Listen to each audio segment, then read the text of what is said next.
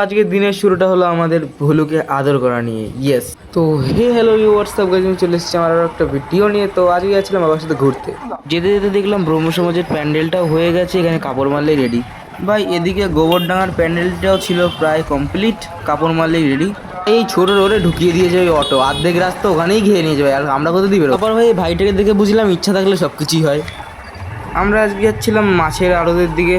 ভাই এখানে দেখে নিলাম বিসলারি 20 লিটারের ব্যারেল, আর এদিকে ছিল ভাই মাথা ভর্তি খোয়া, পড়লেই শেষ। তো আমরা এখানে এসেছিলাম মূলত দুটো মাছের পেটি কিনতে, যেটা আমাদের খুব কাজে লাগবে। এখানে দেখলাম বাবা নিয়ে চলে এসছে পেটি। পেটি কেনা কমপ্লিট হয়ে গেছে, এখন যাচ্ছি বাড়ির উদ্দেশ্যে। ভাই জীবনে আমাদের গেট না, মসলন্দপুরের গেটটা তো খোলা পেয়েই গেলাম। এখানে পেটিটা ধরেছিলাম ভাই কষে, কিন্তু পেটিটা করছিল ডগমগ। অ্যান্ড প্রাণী চলে আসলাম তোমার শ্মশানের এদিকে।